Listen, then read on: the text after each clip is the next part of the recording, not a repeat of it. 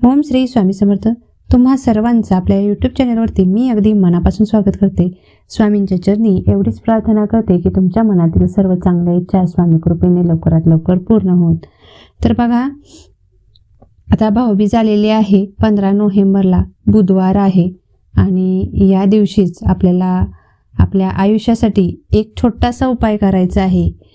तो कसा, तर भावाकडून साडी, सोने, चांदी किंवा भांडी इतर कोणतीही वस्तू घेण्याऐवजी आपल्याला ही एक मौल्यवान वस्तू ओवाळणीच्या स्वरूपात भावाकडून मागून घ्यायची आहे की ज्यामुळे आपला संसार हा अतिशय सुखाचा, भरभराटीचा हा व्हायला सुरुवात होतो. ऐश्वर्य, धन, संपत्ती सर्व काही वाढीस लागायला सुरुवात होतं. त्याचबरोबर आपल्यावरती माता लक्ष्मी ही सदैव प्रसन्न देखील राहत असते. म्हणजेच काय, तर माता लक्ष्मी आपल्यावरती प्रसन्न होऊन आपल्या संसारामध्ये भरभराटी यायला सुरुवात होते. यासाठी प्रत्येक स्त्रीने हा उपाय करायचा आहे.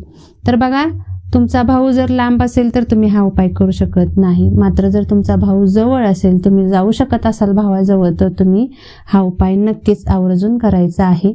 हा उपाय शास्त्रोक्त आहे, त्यामुळे खूप जलद हा फरक, प्रभाव हा आपल्याला दिसून येतो.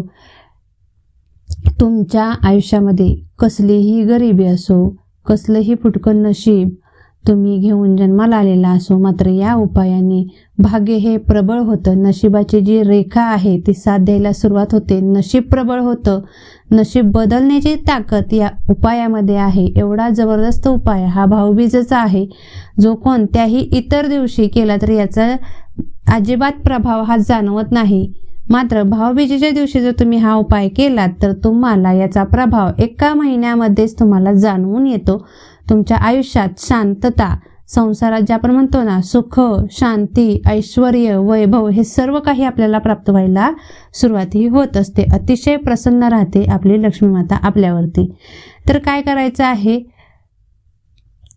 आपण भाऊबीजेला आता प्रत्येकाला म्हणजे प्रत्येकाच्या घरी भाऊ घेऊन येतो भाऊबीज. मात्र आपण भाऊबीजेला आपल्या भावाच्या घरी जायचं आहे. बघा, भाऊबीजेला आपल्या भावाच्या घरी जायचं आहे, माहेरी जायचं आहे. माहेरी गेल्यानंतर भाऊबीजेच्या दिवशी भावाचं औक्षण करायचं आहे व्यवस्थित.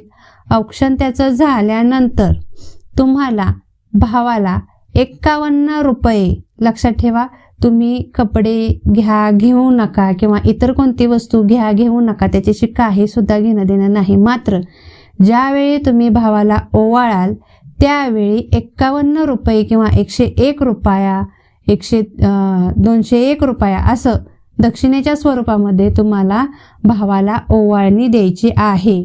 आणि भाऊ ज्यावेळी तुम्हाला साडी, चोळी वगैरे जे काही देत असेल त्यावेळी तुम्ही घेऊ नका किंवा भावाची जरी परिस्थिती नसेल तरी नाही घेतलं तरी देखील चालेल. मात्र भावाकडून त्याच्या जवळचा, त्याच्या कष्टाचा, बघा, त्याच्या जवळचा, त्याच्या कष्टाचा 1 रुपया तुम्हाला भावाकडून मागून घ्यायचा आहे. आणि त्या 1 रुपयाच्या नाण्याला 2 कंस म्हणजे 1 रुपयाचं असं नाणं भावाकडून मागून घ्यायचं आहे की ज्या नाण्यावरती कंसाचे चित्र असेल. 2 कंस जे आपण म्हणतो ना, मक्याची कंस, ती असलेलं चित्र असलं पाहिजे.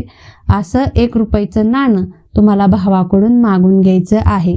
आता ज्या बहिणी भावाला ओवाळणी देणार, बघा, ज्या बहिणी भावाला ओवाळणी देणार 51 किंवा 101 रुपया, तो जो 1 रुपया आहे तो भावाने स्वतःच्या पर्समध्ये, स्वतःच्या पॉकेटमध्ये, वॉलेटमध्ये किंवा धन ठेवण्याच्या ठिकाणी हा तुम्हाला ठेवून द्यायचा आहे. तुम्हाला वर्षभर कशाचीही कमतरता भासत नाही. एवढा जबरदस्त हा उपाय आहे, कारण साक्षात माता लक्ष्मी ही तुमच्यापर्यंत आलेली असते बहिणीच्या स्वरूपामध्ये. आणि ज्यावेळी भावाकडून तुम्ही 1 रुपया घ्याल, बघा, हे खूप गूढ रहस्य आहे. कारण माता लक्ष्मीचा भाऊ हा देवादिदेव महादेव आहेत की ज्याप्रमाणे आपण ज्यावेळी भावाचं औक्षण करतो ना, त्यावेळी आपण हे लक्ष्मीचं स्वरूप असतो आणि समोर बसलेली व्यक्ती म्हणजे आपला भाऊ हे साक्षात महादेवाचं स्वरूप असतं. मग त्यांनी दिलेला 1 रुपया आपण आपल्या घरी आणायचा आहे. मात्र भाऊबीजेच्या दिवशी घरी यायचं नाही. तुम्ही भाऊबीजेच्या दिवशी माहेरी जायचं, तिथेच 1 रात्र राहायचं. भावाचं औक्षण करायचं, तो 1 रुपया जो देईल भाऊ तो तुमच्या जवळच ठेवायचा आहे. दुसऱ्या दिवशी ज्या दिवशी तुम्ही घरी याल, म्हणजे तुम्ही गुरुवारी घरी येणार, बुधवारी भाऊबीज आहे तर तुम्ही गुरुवारी घरी येणार, मग ज्यावेळी गुरुवारी याल किंवा शुक्रवारी याल, तुम्ही ज्या दिवशी घरी याल त्या दिवशी हा रुपया प्रथम आपल्या देवघरामध्ये ठेवायचा आहे. याचं षोडशोपचार पूजा करायची आणि नंतर म्हणायचं की हा प्रसाद हा महादेवाचा म्हणून मी घेऊन आलेली आहे.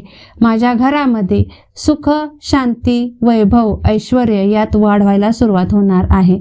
ही श्रद्धा मनात ठेवून हा जो 1 रुपया तुम्हाला भावाने दिलेला आहे त्या 1 रुपयाच्या वरती तुम्हाला थोड्याशा अक्षदा, हळदी कुंकू, एखादं फूल व्हायचं आहे. याची षोडशोपचार या 1 रुपयाच्या नाण्याची पूजा करायची. गोड एखादा नैवेद्य दाखवा, खडी साखरेचा, साध्या साखरेचा दाखवला तरी देखील चालेल. आणि नंतर हा जो 1 रुपया आहे तो तुम्हाला तुमच्या पर्समध्ये किंवा तुमच्या तिजोरीमध्ये ठेवून द्यायचा आहे. मात्र खूप लक्षपूर्वक ठेवा की हा रुपया बदली झाला नाही पाहिजे, जसाच्या तसा राहिला पाहिजे. मग यासाठी तुम्ही पिवळ्या किंवा लाल वस्त्रात देखील गुंडाळून ठेवू शकता. नसेल ठेवायचं तुम्ही तसाच देखील ठेवू शकता. एखादी छोटीशी कॅरी बॅग घ्या, त्याच्यामध्ये ठेवलात तरी देखील चालेल. मात्र हा जो रुपया आहे, 1 रुपयाचं जे नाणं आहे ते पुढची भाऊबीज येईपर्यंत अजिबात बदललं नाही गेलं पाहिजे, तुमच्यापासून हललं नाही गेलं पाहिजे. तुम्ही एका महिन्यातच फरक जाणवेल तुम्हाला की तुमच्या घरामध्ये पैसा येऊ लागेल, शांतता टिकून राहायला सुरुवात होईल. आजार जे काही असतील तुमच्या मुलाबाळांना म्हणा किंवा घरच्या एखादी व्यक्ती जर सतत आजारी पडत असेल तर ती कमी आजारी पडायला सुरुवात होईल. हळूहळू आजार देखील तुमच्या घरातून नाहीसे होतील.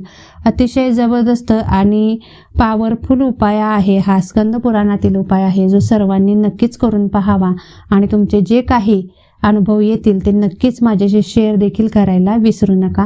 माहिती आवडली असेल तर नक्कीच 1 लाईक या व्हिडिओला द्या आणि चॅनेलवरती जर नवीन असाल तर सबस्क्राईब केल्याशिवाय पुढे जाऊ नका. धन्यवाद. झालेली सेवा मी स्वामींच्या चरणी रुजू करते आणि आजची माहिती मी इथेच थांबवते. धन्यवाद. श्री स्वामी समर्थ.